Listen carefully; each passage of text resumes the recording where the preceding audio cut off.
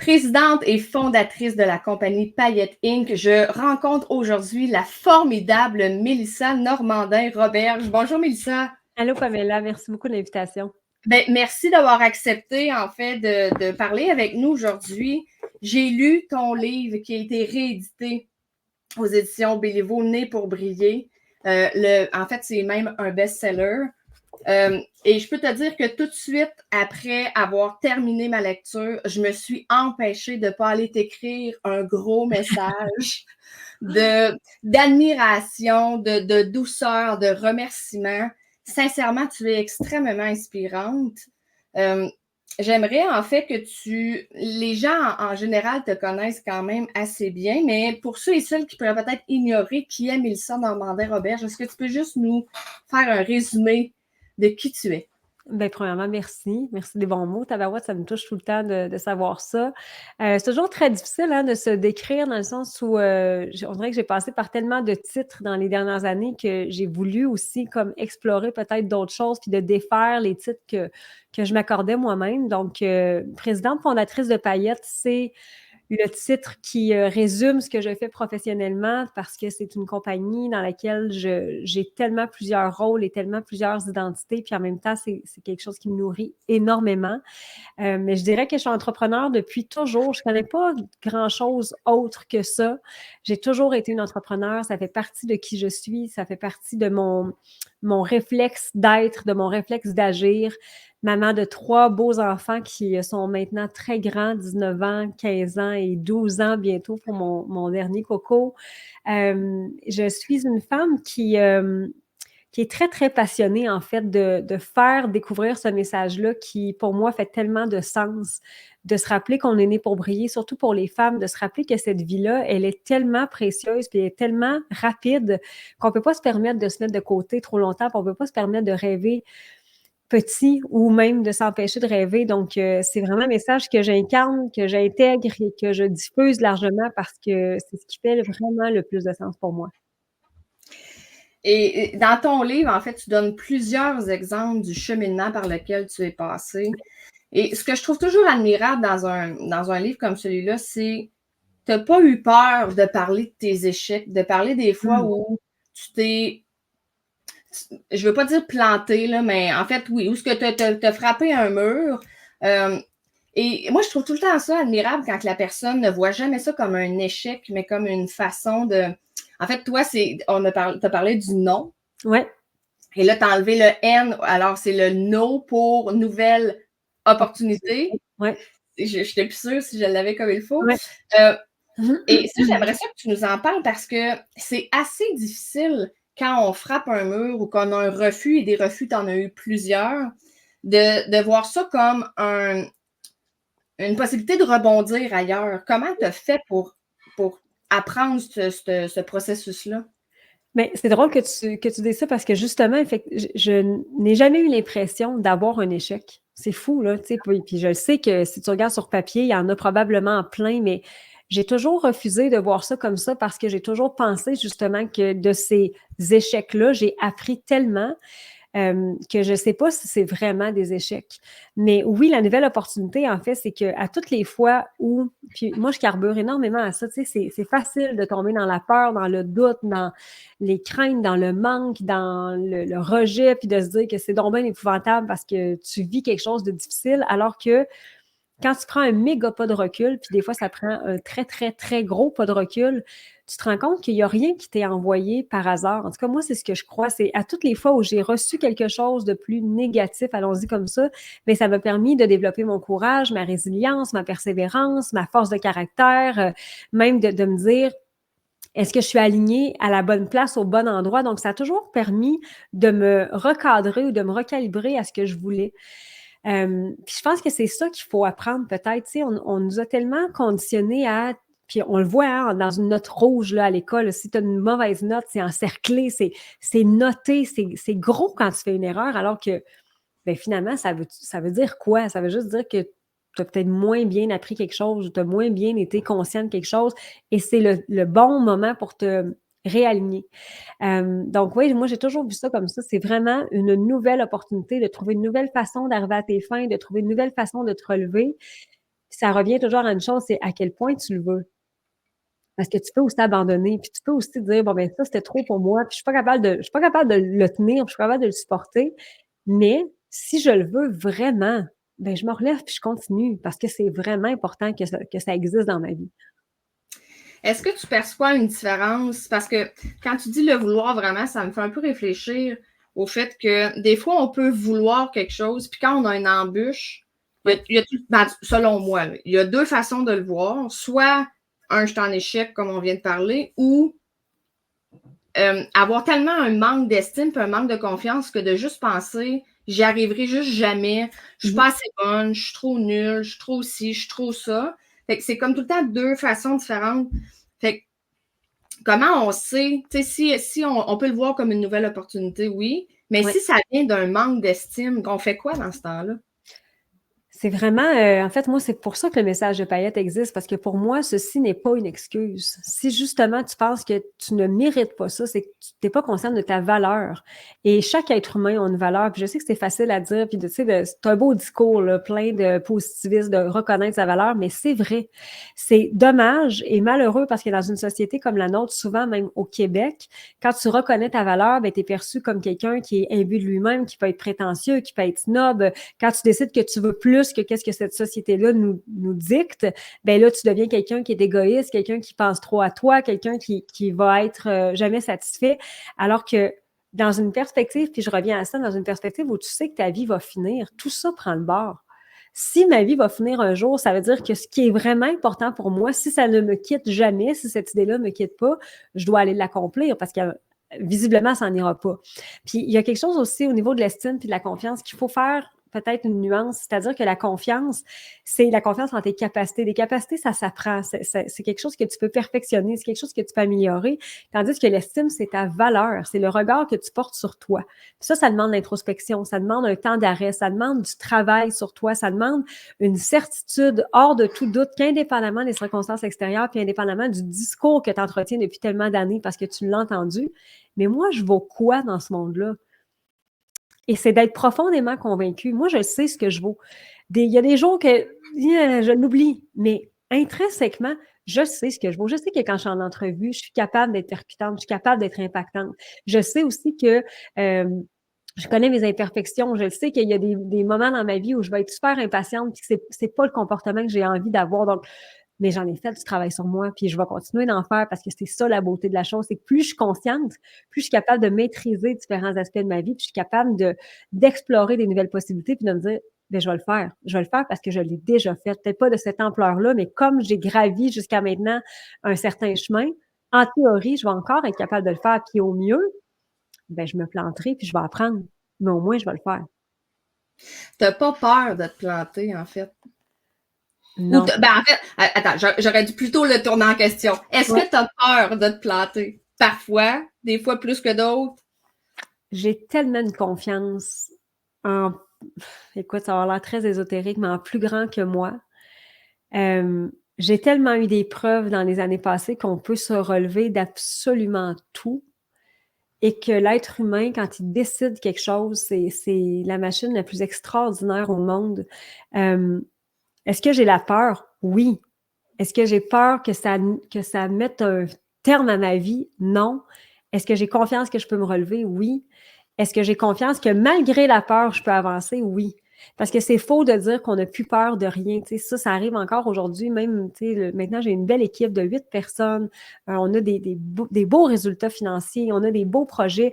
Est-ce que quand je lance une nouvelle chose, j'ai encore peur? Bien sûr. Mais je sais maintenant que même si j'ai peur, je vais quand même y aller parce que j'ai ce désir-là d'aller voir qu'est-ce qui se trouve au-delà de cette peur-là. Et là, écoute, je dois avoir 4 questions en même temps dans ma tête, mais parce que, tu sais, tantôt, on parlait des fois, on peut avoir certains signes qu'il y a un certain projet, non pas nécessairement de l'abandonner, mais peut-être de mettre de côté le temps d'aller acquérir certaines connaissances ou juste le temps d'avoir une plus grande confiance en soi pour le faire. Comment tu peux percevoir avant d'arriver à abandonner, là, Ouais. comment tu fais pour savoir si c'est la peur qui te parle ou si c'est parce que c'est le temps, justement, de juste le mettre de côté puis d'y revenir plus tard? Comment on distingue ça? Il y a vraiment quelque chose au niveau de et l'excitation et la peur. C'est-à-dire que la peur, honnêtement, elle est souvent présente. Là. Même, dernièrement, on avait notre gros événement à l'Atelier de Montréal. C'est la deuxième fois qu'on le faisait là. Il y avait encore un petit hey, tout d'un coup que les gens sont pas là. Puis tout d'un coup, j'investis tout ça, puis que je leur gagne pas. Puis tout d'un coup, puis tout d'un coup, puis tout d'un coup. La dernière peur que j'ai eue, c'est la dernière fois que j'ai parlé avec mon équipe financière. Puis c'est la première fois que Payette allait peut-être être déficitaire. Puis je dis allait parce que finalement, on a trouvé des solutions, mais j'étais comme hey, c'est challengeant, tu sais. D'habitude, je réussis à faire des beaux profits, puis on est toujours en croissance. Bref, moi, je me ramène toujours à OK, ça, c'est les cartes que j'ai actuellement. Il y a une peur, effectivement. Maintenant, comment je peux faire basculer ça et faire osciller l'aiguille pour aller vers l'excitation? Et quand je m'en branche à l'excitation, c'est qu'est-ce que je peux créer? Parce que l'excitation de créer quelque chose de nouveau, de créer une opportunité, de créer une possibilité, ça vient rallumer quelque chose qui est beaucoup plus fort que ma peur. C'est comme si je montais le dimmer un petit peu là, de la lumière, puis je faisais comme, il y a de l'obscurité ici, ça va, je l'observe maintenant, c'est ma responsabilité d'aller chercher ça un petit peu plus haut.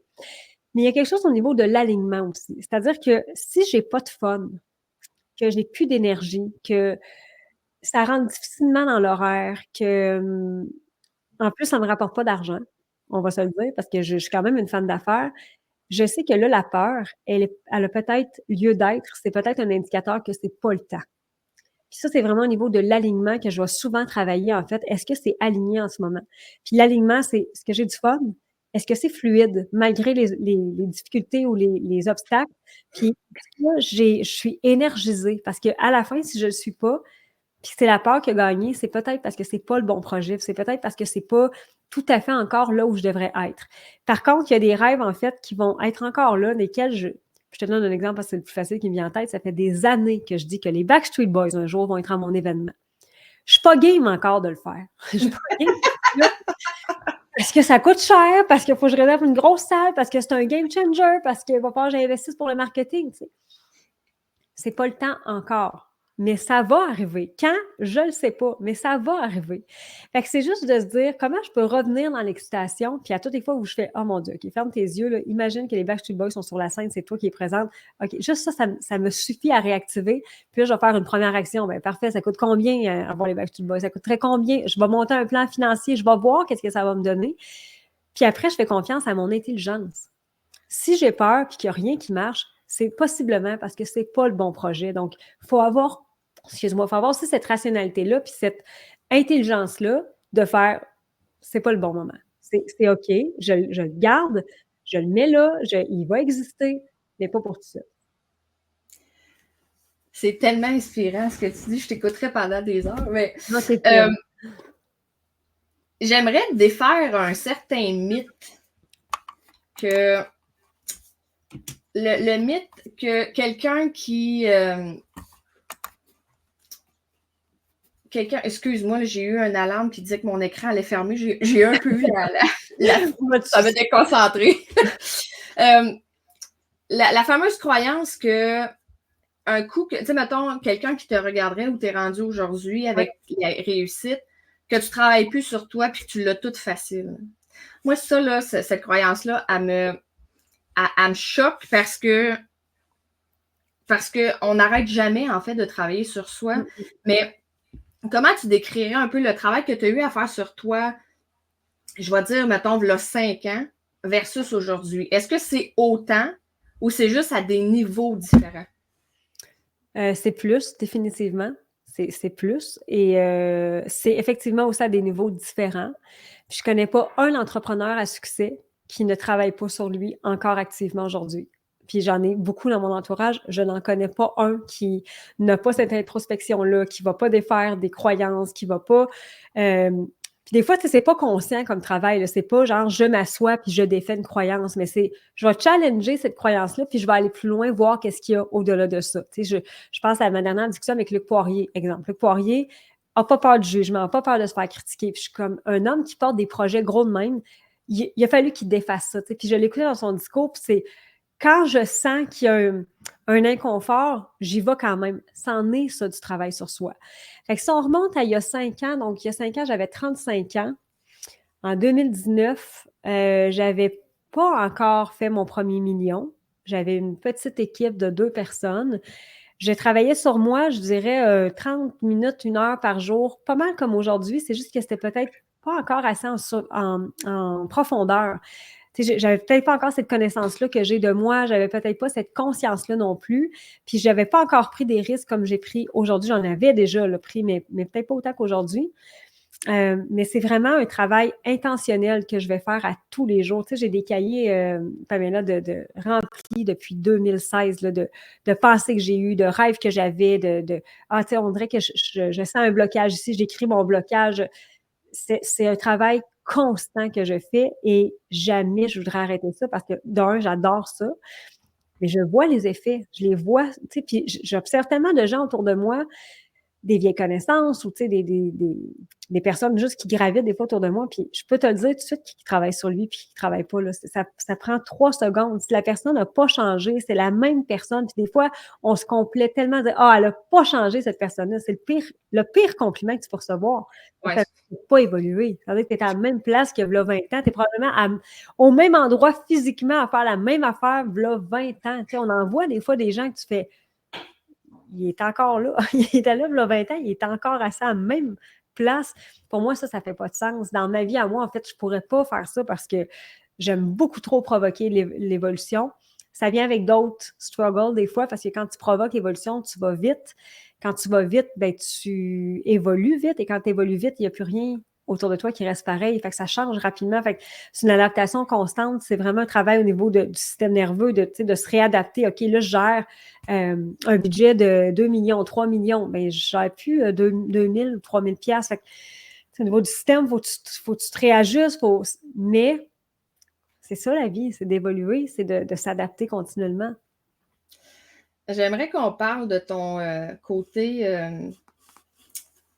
ta persévérance. Ouais. J'ai deux idées qui me viennent en tête, 2 bouts de ton livre.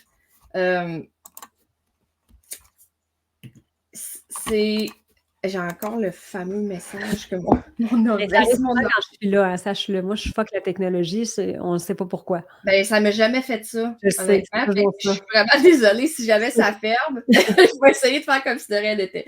Là, je me souviens plus c'était qui l'artiste, mais il y a un artiste, quand tu as parti l'école de chant, ouais. Il y a un artiste que tu voulais qu'il vienne, que tu as eu, je me souviens plus, au moins 2, 3, si pas plus, refus.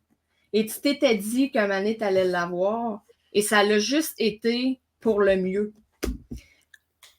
Si tu peux juste nous parler, en fait, de, c'était qui que tu voulais recevoir, puis pourquoi tu as persévéré, pourquoi tu n'as pas juste dit, ben tant pis, je vais aller en chercher un autre, je vais aller écrire à quelqu'un d'autre, puis je vais inviter une autre personne. Il y en a eu beaucoup. Il y a eu Marie-Mé, entre autres. Marie-Mé a été une histoire absolument incroyable parce que elle est au sommet de sa gloire. Elle est partout, Marie-Mé, à ce moment-là. Puis mes élèves, en fait, moi, j'avais une grande clientèle d'ados, tu sais, un 12-17 ans, c'était vraiment ma grosse clientèle à l'époque. Et ils veulent Marie-Mé. C'est juste Marie-Mé que j'entends dans les cours de chant. C'est de Marie-Mé que j'entends parler toujours. As-tu vu Marie-Mé? As-tu entendu ce qu'elle a chanté? Et tout ça. Et moi, j'admire profondément cette femme-là aussi. Autant aujourd'hui qu'à l'époque, je trouvais qu'elle avait quelque chose, de spécial. Et évidemment, j'écris à son équipe, ça fonctionne pas. En fait, la réponse qu'on me donne, c'est toujours non, sans trop de raisons, tu sais, parce que c'est une école à Shawinigan. J'offre pas des gros cachets, c'est des jeunes. Pour répondre à ta question, qu'est-ce qui fait qu'on persévère? C'est que ça nous prend une raison qui est beaucoup plus grande que juste « je le fais pour moi ». Et à ce moment-là, c'est facile de persévérer, même si c'est dur d'avoir des refus, c'est facile parce que, bien sûr qu'il y a une part de moi qui va être très heureuse si ça fonctionne, puis je vais être fière. Mais je pense à mes 70, 80 élèves à ce moment-là, et ça, c'est beaucoup plus grand que moi. Puis ça me donne le jus nécessaire, puis le guts nécessaire, puis le courage nécessaire pour même recevoir un appel qui sont pas contents, la Production J, que j'ai autant insisté parce qu'on avait organisé après ça une vidéo avec tous les parents. J'avais fait fermer la rue avec les pompiers pour faire une vidéo avec le village au complet, en fait, était là. Mais je me disais, c'est trop important pour les enfants, tu sais. Puis combien de profs probablement ont essayé de faire ça puis qui se sont peut-être découragés alors que ce qu'il fallait faire, entre guillemets, c'est de savoir pourquoi on le fait. Puis moi, tout ce que je visualisais, c'était mes élèves qui allaient avoir une surprise, que Marie-Mé allait arriver. Je veux dire, tu sais, tu leur aurais donné D'après moi, Céline Dion qui aurait été moins content parce que Marie-Mé, c'était le bout du bout. Ouais. Là. Donc, c'est toujours ce qui a drivé ma vie. Puis c'est ce que je me rends compte, en fait, c'est que quand ma mission ou ma raison est plus grande que juste pour moi, c'est là que ça amène des miracles. Parce que oui, ultimement, ça va avoir un effet sur moi. Je veux dire, la vie que j'ai aujourd'hui, ça a eu un effet sur moi, sur mes enfants, sur la maison dans laquelle j'évolue, tout ce qui vient avec les avantages de mon travail. Mais à la base, c'est parce que je voulais tellement que les femmes puissent se sortir de ce que moi je me sortais, puis des idées que j'avais à l'époque. C'est ça qui fait que ça a fonctionné, puis je le sais, j'en suis convaincue. Donc, c'est pas tant à propos de nous.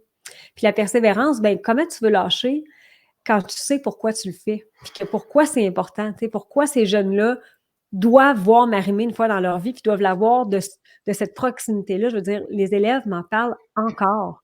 Ils sont rendus des adultes, ils sont rendus avec des enfants. J'ai une membre de mon équipe, Ariane, qui était de maestro à ce moment-là. C'est encore un souvenir qu'ils ont puis qu'ils vont avoir gardé toute leur vie. Enfin, je me dis, ben, tu sais, ça valait la joie de le faire. C'était ça que ça me prenait, en fait. Ça me prenait cette raison-là. Et si je ne me trompe pas, tu avais reçu un courriel avant la suite du vidéo. Oui. C'était celle-là. Mais ta réponse, là, Mélissa, là, elle était fabuleuse. Oui, il était ta réponse, tu aurais pu juste ressasser un peu le blablabla qu'elle a dit, ou rester très basique en disant, ben, je suis désolée, j'aurais peut-être pas dû. Mais tu t'es tellement assumé, puis justement, le pourquoi tu l'as fait était tellement fort et clair dans ton courriel que quand j'ai dit ça, je me suis dit, la personne ne peut pas répondre en continuant de donner de la chenoute. C'est impossible, il faut qu'elle fasse comme, OK, bravo, mais c'était beau parce que je pense que c'est un des passages qui m'a le plus marqué de voir à quel point tu y crois. Oui. Puis en fait, à ce moment-là, moi, je me disais, pour vrai, je pense que je viens de jouer ma carrière. Là. Je pense que je vais être barrée partout parce que c'était la numéro 2 chez Production J. Donc, il y avait Julie Snyder, il y avait elle. Et quand j'ai pris le téléphone, puis que c'est elle, puis je fais « Oh mon Dieu! » Puis elle n'est pas contente parce qu'elle te rend compte de ce que tu as fait. Tu sais, tu nous forces en ce moment à dire oui, tu nous forces, là, tu as mis ça dans les journalistes, dans les journaux et tout ça. Puis je fais « Mais vous avez fait quoi, vous? » Mettons, là, pour bâtir la carrière de Marie-Mé, vous avez connu de la gang, là, à l'époque, Marie-Mé de Star Academy. Il y avait Annie Villeneuve, il y avait Marie-Hélène Thibert, Wilfred. Marie-Mé n'était pas dans les préférés. Fait que vous avez cogné aux portes de n'importe qui de lâcher. No way, là. Puis il m'avait rappelé, elle m'avait dit très bien, en fait, il y avait un long silence. J'avais fait « Oh mon Dieu! Oh! » C'est sûr que ma carrière est terminée. J'ai 25 ans, tu sais, je fais « Bon, ben c'était le fun, tu sais. » Puis elle m'avait juste dit très bien, on te rappelle. Pour me rappeler, c'est ça, environ 1 heure après, pour me dire, écoute, on a trouvé une solution. Voici ce qu'on te propose. J'étais comme, bon, on voyait bien qu'il y en avait des solutions, je le savais. C'est tellement beau. C'est vraiment beau. L'autre exemple qui me vient en tête, et encore là, le nom de l'humoriste m'échappe en ce Sugar moment. Sammy. C'est ça. Ouais. Qui a fait une blague pendant un show sur Shawinigan, si je ne me trompe pas.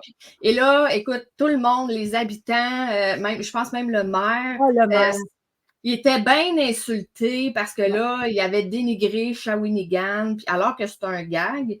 Et ça t'a affecté, puis tu as fait un geste. Moi, j'ai les frissons juste à le dire. Tu as fait un geste pour Sugar Sammy pour aller dire hey, regarde, c'est correct, comme. Parle-nous, en fait, de ça parce que je trouve ça extrêmement beau comme geste de bienveillance envers lui. Puis je pense que ça lui a fait du bien d'après ce que j'ai lu. Oui, ça avait été encore une fois, là, on est dans les dernières années peut-être de l'école de musique, on est en 2016. Fait que je pense que c'est le dernier coup d'éclat des maestros, ça a été ça.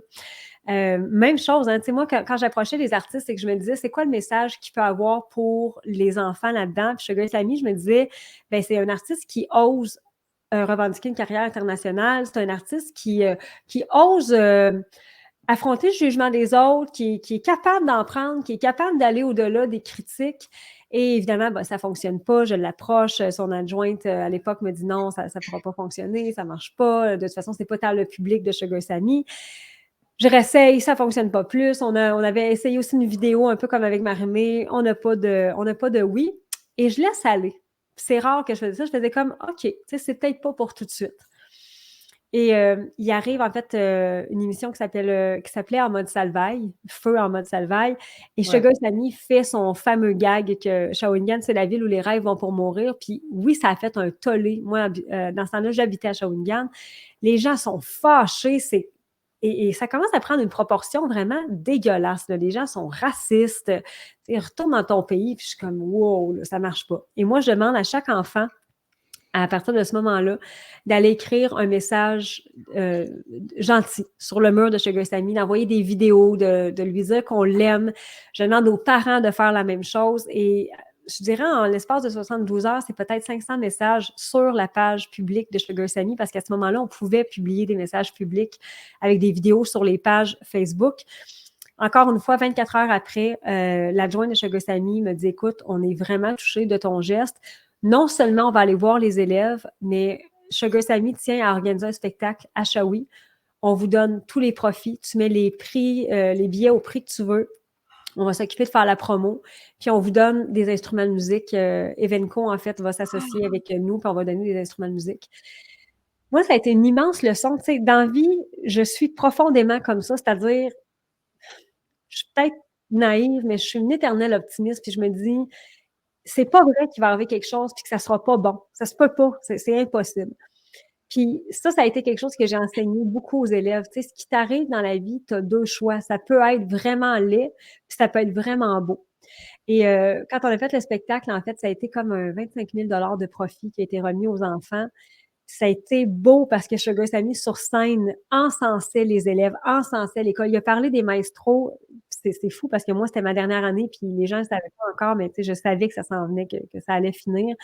Puis les gens parlaient des maestros partout. Il y en avait parlé à tout le monde en parle. Il y en avait parlé, salut, bonjour, à toutes les émissions de télé, ils nommaient les maestros. Puis ça a été une magnifique leçon, en fait, qui m'a suivi longtemps parce que, on a toujours ce choix-là. Puis de la haine, de la méchanceté, et je m'inclus parfois là-dedans, là, je veux dire, je suis pas parfaite, puis moi aussi, des fois, j'ai des commentaires négatifs sur des gens, puis, mais c'est pas ça que je veux, parce que je sais que c'est possible de créer d'autres choses, puis on est responsable de ça, on est responsable de créer plus, ça va être très cliché, mais plus d'amour, plus de paix. Puis cette histoire-là, en tout cas, moi, ça a été, c'était un conte de fées, là. C'était vraiment un conte de fées pour les enfants de vivre ça, de voir qu'on avait réussi ce coup de force-là, parce qu'on avait été bon et gentil. C'est pas vrai que c'est toujours les méchants qui gagnent, là. Puis ce que je trouve intéressant là-dedans, c'est que ces jeunes-là, là, vu que tu les incluais dans ton projet, c'était pas en dehors des cours, j'écris des courriels, tu les incluais, fait que c'est pas Mélissa a réussi à. Non. Eux, ils ont sorti de là en disant, hey, moi, j'ai fait ma part. Ouais. Pour voir Marie-Mé, pour faire venir Sugar Sammy, pour avoir des instruments pour ci, pour ça. Imagine à quel point ça doit leur avoir fait du bien. Tu sais, souvent en jeunesse, là, on cherche un peu, on vit plein d'émotions. Ça doit tellement leur avoir appris une belle leçon de, justement, persévère parce qu'il y a tout le temps il y a tout le temps quelque chose au bout qui t'attend qui peut être beau si tu persévères, évidemment. Absolument. Ben puis, tu sais, les maestros, c'était la prémisse de ce que les paillettes sont devenues. Tu sais, les paillettes, c'est les maestros qui sont devenus grandes, là, puis qui ont appris la persévérance, qui ont appris que c'est possible de créer des belles choses, qui ont appris que ce que les gens vont dire de toi, ça ne te regarde pas. Ce qui est important, c'est ce que toi, tu vas créer. Fait que ça a été vraiment pour moi une école dans tous les sens du terme pour bâtir la suite de ce que ma vie aura été avec une autre clientèle puis avec un autre mouvement que les maestros. Parle-nous de non-jugement. Mm-hmm. Moi, ça, tu as parlé beaucoup de, ben pas beaucoup, mais tu as parlé dans ton livre de non-jugement envers toi-même. Ouais. Moi, ça, c'est quelque chose qui vient me chercher. Tu as parlé, entre autres, de ce que je me souviens, c'est de tes élèves. Ouais. Comment on fait pour... Je pense pas qu'on peut ne plus avoir de jugement envers soi-même, mais du moins, on peut l'atténuer, puis on peut se reprendre quand on a une pensée. Comment tu l'as appris, toi, ça? C'est encore un apprentissage. Ça, je pense que ça va l'être toute ma vie parce que tu vois, ça relève entre autres de l'estime de soi. Tu sais, c'est quoi la valeur que j'accorde à ce que je suis? Puis à tous les âges que j'ai, à 30 ans, à 35 ans, 40 ans, puis c'est facile là, de juger, c'est facile de pointer du doigt ce qu'on n'aime pas. Je pense que la meilleure chose que je peux dire, c'est d'être vraiment dans une énergie de bienveillance. Puis moi, j'essaie vraiment le plus possible quand je tombe dans un discours négatif pour mille et une raisons, tu sais. Mais de me dire, est-ce que je dirais ceci à ma fille? Parce que jamais je dirais ça à ma fille. Ma fille va avoir 15 ans bientôt, puis jamais je voudrais qu'elle tienne ce discours-là envers elle aussi. Fait que j'ai comme cette responsabilité-là de me dire, OK, je vois mes défauts comme tout le monde. Maintenant, est-ce que ces défauts-là, est-ce que c'est conditionné? Puis ça, c'est un travail que j'essaie beaucoup de faire parce qu'on est conditionné beaucoup à, c'est quoi la beauté, en fait? C'est la jeunesse, c'est être mince, c'est pas avoir de cellulite. OK, mais attends une minute, là, ça, c'est des idées préconçues qui nous ont été inculquées. Puis je sais que c'est dur à défaire, mais il faut quand même être consciente de ça, d'avoir ce pas de recul-là, puis de définir qu'est-ce que moi, comment je suis bien, en fait? Comment j'ai envie d'être bien? Puis c'est drôle parce que c'est drôle d'aborder mes lèvres parce que cette semaine, j'ai eu une infection aux médicaments. En tout cas, j'étais rendue élève à peu près grosse de même, sont déjà assez proéminentes. Puis j'ai fait avoir ça une bactérie que là, j'ai comme un bobo qui reste. Puis je voulais plus sortir, puis là, je voulais plus faire de story. Jusqu'à temps, je faisais, hey, là, ça va faire, là. Tu sais, franchement, c'est pas ça que je prône. Fait que je pense que c'est encore une fois de dire, je vais aller au-delà de ma peur. Tu sais, je suis en sécurité, j'ai confiance en ce que je suis, j'ai confiance que mon énergie puis ma présence ne repose pas uniquement sur mon physique puis sur ce que j'ai de l'air. C'est pas juste ça. Évidemment, de l'autre côté, tu sais, puis souvent, ça a été un discours qui a été très, très critiqué de Payette parce que ça a l'air très superficiel, puis ça a l'air, tu sais, les robes de princesse et tout, mais c'est pas ça. C'est l'importance de t'honorer en tant que femme. Puis de t'honorer, c'est de prendre soin de toi. Prendre soin de toi, ça ne veut pas dire de te maquiller. Prendre soin de toi, c'est de prendre le temps que tu as envie de prendre pour t'occuper de toi, comme on s'occuperait d'un bébé naissant, puis qu'on le crèmerait, puis qu'on l'envelopperait des plus beaux vêtements ou des vêtements les plus confortables. C'est la même chose, mais il faut le faire pour nous. C'est quelque chose qu'on met trop de côté parce que justement, on ne veut pas avoir l'air superficiel parce qu'on n'a pas ce temps-là à s'accorder. Tu sais, moi, toutes les fois, une femme me dit oui, mais j'ai pas le temps. De quoi tu parles? Tu n'as pas le temps de t'entraîner, tu n'as pas le temps d'aller prendre l'air, tu n'as pas le temps de bien manger, tu n'as pas le temps de te brosser les cheveux. On parle de toi. On parle de la personne qui est la personne idéale, parfaite pour réaliser tes rêves, puis tu n'as pas le temps. Puis ça ne veut pas dire que c'est pas parce que tu n'as pas le temps de te maquiller ou te peigner. Ça n'a rien à voir. En fait, c'est le temps que tu t'accordes va être proportionnel dans toutes les sphères de ta vie. Fait que tu n'auras pas plus le temps de réaliser tes rêves. Tu te l'accordes même pas ici, à la base, genre, prendre soin de toi. Fait que ça fait pas de sens. Oui, c'est vraiment vrai.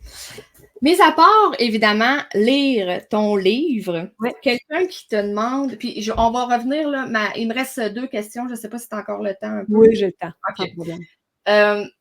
Mis à part lire ton livre qui, selon moi, puis j'ai même fait une critique d'ailleurs sur mon groupe, que c'était un livre qui fait du bien à l'âme.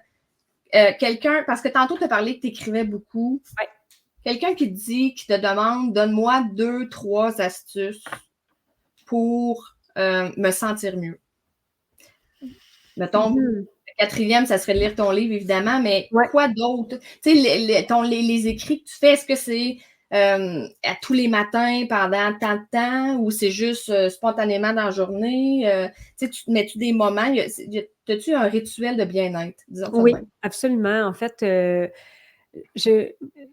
moi, j'ai besoin de liberté autant que j'ai besoin d'un cadre. C'est vraiment, c'est ce que j'ai compris avec les années. J'ai particulièrement ces 2 besoins-là. Fait que si j'ai un bon cadre, ça me permet une belle liberté après parce qu'on dirait que je suis posée puis mes fondations sont super solides. Donc, évidemment, ce ne sera pas étape 1, 2, 3, 4, 5 parce que je pense qu'on a toute notre façon d'opérer, mais c'est d'être consciente, de se réserver au moins un moment dans la journée pour se poser puis se demander qu'est-ce que je veux, qui j'ai envie de devenir puis comment je vais faire pour le faire. Ça va être quoi? Ça va être quoi mes actions? Donc, de se dire, est-ce que c'est le matin, le soir, avant la routine du dodo, après? Est-ce que tu as pris au moins un moment pour toi aujourd'hui pour te sentir mieux? Ce qui fonctionne pour moi, c'est mes non négociables, méditation, écriture, bouger, aller dehors. C'est comme non négociable. Maintenant, dans l'alimentation, il il n'y a plus de sucre, il n'y a plus de caféine, il n'y a plus d'alcool. J'essaie vraiment le plus possible. En fait, c'est pas j'essaie, j'ai vraiment envie de donner ce qu'il y a de mieux à mon corps. Fait que tout ce qui est stressant, tout ce qui est film d'horreur, film d'action, c'est le moins possible parce que j'en veux plus de ça dans mon corps, j'en veux plus de ça dans ma tête. Donc, j'essaie vraiment. Et le corps n'est pas fou. Qu'est-ce que j'ai besoin aujourd'hui? Quand on pose la question, on a notre réponse. Donc ça, c'est sûr que d'avoir peut-être ces non négociables pour se sentir bien, puis ça peut être vraiment variable d'une personne à l'autre. Moi, je sais que si je ne médite pas, ma journée est tout croche. Je le sais, ça ne fonctionne pas. J'ai vraiment besoin de ça depuis quelques années. Donc ça, pour se sentir mieux. La musique va jouer un grand facteur. Là. C'est sûr que c'est la prof qui parle, la prof de musique, mais la musique a une capacité d'influence vraiment phénoménale. C'est pas toutes les musiques qu'on peut écouter quand on va pas bien, c'est pas toutes les musiques qui vont nous faire du bien non plus. Moi, j'ai vraiment, puis je suis appelée à travailler dans de grosses périodes des fois, puis c'est stressant, fait que j'ai toujours ma musique très, très proche de méditation qui me permet de venir comme me recentrer puis d'être super focus. Puis quand j'ai besoin d'énergie, ben j'ai ma playlist d'énergie. Puis quand j'ai besoin d'être plus calme, j'ai ma playlist calme. Puis je le vois aussi, tu sais, ça a un effet tellement sur les enfants. Mon petit dernier a un diagnostic d'autisme. Puis Georges-Édouard, quand tu fais sa routine avec la musique calme, j'ai pas le même petit gars devant moi. Fait que tu sais, il y a quelque chose au niveau de la musique, en fait, que je prône. Puis évidemment, bouger, Seigneur, on vit tellement d'anxiété, tu sais, puis moi, j'ai arrêté de dire que je suis anxieuse, je fais de l'anxiété, j'expérimente de l'anxiété par moment, puis ce qui m'aide automatiquement, oui, la méditation, mais si je bouge, j'en ai plus, ça disparaît de mon corps, ça disparaît momentanément, des fois ça revient, mais au moins ça disparaît pour l'instant de 1 heure ou 2 heures, donc bouger très certainement. Et juste bouger, je veux juste mettre un petit, bon, pas un bémol, mais bouger, là, je trouve ça important parce que les gens, quand on leur dit de bouger, tout ce qu'ils voient automatiquement, c'est le gym. Ouais. Et moi, j'avais déjà parlé à une amie, puis j'avais dit, ça me tente pas d'aller. Moi, j'aime pas ça, les gyms. Personnellement, là, j'aime pas ça. J'ai travaillé dans un gym pourtant, puis m'entraîner là-bas, je suis pas bien. Puis elle m'avait dit, tu sais, Pam, il y a plein d'autres manières de te tenir en forme sans nécessairement aller dans un gym. Ouais. Mais il faut le tester. Il y a des cours de danse, il y a du yoga. Moi, personnellement, je m'entraîne à la maison. Je suis abonnée à une plateforme, puis je ne fais que ça à la maison. Mais ce qui n'est pas juste sur pour bouger, c'est soit aller au gym ou aller prendre une marche de 2 heures. Oui, non. Voyez plus grand que ça. Écoutez, qu'est-ce que votre corps aimerait faire. Si vous êtes du style qui aimait danser, il y a plein de styles de danse, etc. Absolument. C'est juste ma petite parenthèse. Parle-nous de paillettes. 1, c'est quoi? 2, c'est pour qui? C'est une belle et grande question parce que paillette se décrit vraiment difficilement. Je dis toujours, et les femmes qui font partie de l'univers le disent toujours, on dirait qu'il faut le vivre pour comprendre c'est quoi paillette. Mais si j'ai à l'expliquer, paillette, d'abord et avant tout, c'est une grande communauté de femmes, autant du Québec que dans une partie du Canada francophone, de l'Europe, de la France, de la Belgique, même de l'Italie, du Maroc aussi, on a une partie de nos clientes qui sont là. Je dis clientes, mais en fait, les femmes qui acceptent d'être dans l'univers de paillettes, c'est qu'elles ont envie d'adhérer à la philosophie de paillettes qui est de se rappeler qu'on est né pour briller.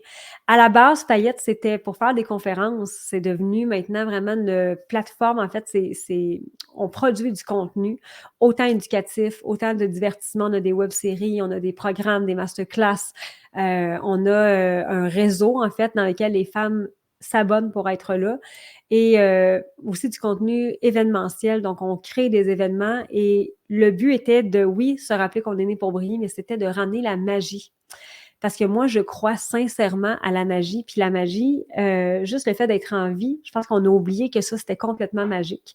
Puis de cette perspective-là, quand on se rappelle qu'on est en vie, que chaque jour, c'est le dernier jour, aujourd'hui, on ne le revivra plus, là, ce 28 octobre-là, 2024, bien, ça nous amène, je vais dire forcer, là, mais c'est un grand mot, là, mais ça nous amène et force à se demander de qui je vais être entourée, qu'est-ce que je veux vivre, comment je veux le vivre et pourquoi je veux le vivre. Et juste ça, en fait, nous, c'est notre principal focus. C'est à tous les jours, c'est de rappeler ça. C'est de rappeler aux gens ça. C'est de dire, OK, aujourd'hui, t'es-tu permis de rêver? T'es-tu permis d'aller vers quelque chose qui t'a mis le cœur en joie? Fait On questionne quand même beaucoup les systèmes de plus en plus dans Paillettes. Moi, j'ai tellement le sentiment qu'il y a beaucoup de systèmes en place qui ont juste soit abandonné ou fait semblant que la magie n'existait pas. Puis je pense qu'il va vraiment falloir qu'on se re-questionne en société. Tu sais, pourquoi est-ce que les gens sont aussi malades, anxieux, stressés, pas bien? C'est parce qu'on a oublié l'essentiel. L'essentiel, ça n'a jamais été d'avoir un horaire stédé comme ça, puis d'être performant, puis d'attendre avec grande impatience nos prochaines vacances pour être heureux, alors qu'aujourd'hui même, on pourrait l'être. C'est vraiment un beau mouvement, en fait, qui s'est créé avec les années. On est une équipe absolument extraordinaire qui a à cœur le bonheur et l'épanouissement des femmes. Est-ce que c'est pour entre les femmes qui veulent se lancer en affaires ou ça peut être aussi pour celles qui veulent juste apprendre à peut-être mieux aller, qui vivent peut-être des étapes difficiles, qui veulent se faire du bien, ou que, tu sais, mettons une maman qui réalise ou qui admet qu'elle s'est oubliée depuis que son enfant est né, puis qu'elle dit, OK, moi, je m'inscris là-dedans, je veux pas me partir en affaires, mais je veux juste penser à moi à nouveau. C'est exactement ça. Maintenant, en fait, au début de Paillettes, au début de ma carrière, c'était entrepreneurial et juste entrepreneurial. Puis un jour, j'ai vraiment réalisé, OK, ce message-là, il parle à plein de femmes. Tu n'as pas besoin d'avoir une entreprise pour faire partie de Paillettes. On se spécialise beaucoup dans le contenu entrepreneurial parce que c'est aussi une de mes forces, mais maintenant, on a vraiment ouvert un volet. Donc là, justement, on est en lancement de programme. On travaille qu'avec des femmes qui ont envie d'élever leur leadership, qui ont envie d'arrêter de se contenter, d'aller plus loin que qu'est-ce qu'on leur a dit qu'elles devaient avoir pour être heureuses. Donc, c'est beaucoup de développement personnel, beaucoup de développement du leadership féminin parce que dans un programme corporatif, on dirait, vous allez travailler votre leadership. Dans un programme comme Paillettes, on dit que c'est l'identité de la femme qui va être une femme gold, une femme de première classe. Donc, on travaille vraiment, il y en a pour tous les goûts chez Paillettes. On a des produits autant que des programmes, donc des trucs qui sont plus virtuels et du contenu aussi divertissement, donc des web-séries, on a des podcasts, vraiment on veut faciliter la compréhension de notre univers puis de l'adhésion dans notre univers par plein de moyens possibles. C'est comme un Walt Disney pour les femmes. J'aime ça comme comparaison. Et là, tu as dit podcast, ça me fait penser. Est-ce que tu as ta playlist Spotify, Paillettes? Ouais, on a ça. Le monde Paillettes, en fait, le monde Paillettes, c'est le podcast. Et Paillettes Inc., on a la playlist d'hymnes féminins qui sont très, très, très inspirants, très girl power. Puis j'ai mon album qui va sortir en 2025, donc mes chansons originales qui vont être vraiment, qui parlent de la communauté, qui parlent des femmes. Je me suis vraiment beaucoup, en fait, je me suis que inspirée de Paillettes et mon cheminement pour faire cet album-là. Puis pour t'avoir entendu chanter, tu as vraiment une belle voix, fait que assurément, je vais l'écouter. Dernière question, parce que là, je te retarde. Là. Donc, Né pour briller, ton premier, est-ce que tu en as un deuxième en cours?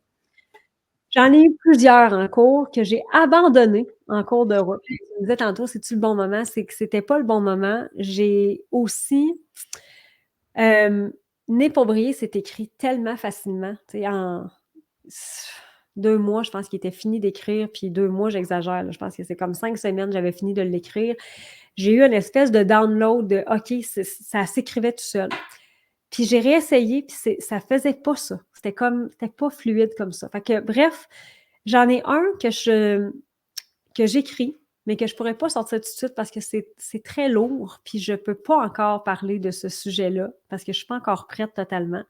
Puis j'en ai un autre en écriture qui est vraiment pour les entrepreneurs, comment bâtir leur entreprise. Mais tu vois, j'ai pas consacré le temps que je devrais consacrer. Fait que dans 2025, c'était sur mon vision board de 2024. J'accepte que ça va peut-être être un peu plus long. Possiblement 2025. On a vraiment hâte. Sinon, qu'est-ce qui t'attend? De quoi tu as le droit de nous parler pour ce qui s'en vient pour toi dans tes projets? Là, actuellement, on est en lancement de Gold, de la transformation. Donc, c'est la première fois qu'on fait un programme de cette façon-là. C'est un programme très intensif de 10 semaines, 2 fois par semaine, pour vraiment le leadership féminin, pour travailler aussi les croyances par rapport à l'argent, par rapport à l'ambition. Donc, là, on est en plein lancement. Demain, on en fait l'annonce officielle que c'est possible de se procurer le programme. Mais on travaille super activement aussi au lancement de la cohorte 10 de Paillettes. Donc, ça fait déjà 10 cohortes que Paillettes existe. Et là, on se promet un festival de grands, de belles choses. On devrait, si je peux donner un petit scoop, c'est que j'ai vécu beaucoup de belles aventures dans les 10 dernières années. Et notre grand souhait, c'est de refaire vivre ces aventures-là aux femmes qui m'ont vu évoluer. Donc, tu sais, j'ai fait une petite escapade à Venise, j'ai fait une escapade au Maroc pour le travail. Fait que on devrait s'inspirer de ça pour créer des petites affaires que si tu fais partie de Paillettes, tu as une chance de vivre ceci. C'est vraiment beau. Écoute, je vous le remonte une dernière fois. Né, là, à cause de mes stars, c'est pas super. Né pour briller de Mélissa Normandin-Roberge. Merci énormément. Merci pour le 15 minutes supplémentaire. C'était censé être uniquement 30 minutes. J'aurais continué comme ça encore pour une bonne heure, mais merci, Mélissa, d'avoir pris ce temps-là. Merci pour la fabuleuse femme que tu es. Les efforts que tu as faits t'amènent où tu es aujourd'hui. Tu ne l'as pas eu facile, tu ne l'as pas eu gratis, en bon québécois, gratis. Et merci de nous offrir tous tes apprentissages, tes connaissances pour nous faire cheminer à notre tour. Continue de faire briller nos paillettes et je te souhaite le plus beau des succès. Ben, merci beaucoup, Pamela, j'apprécie. Bye tout le monde! Bye bye!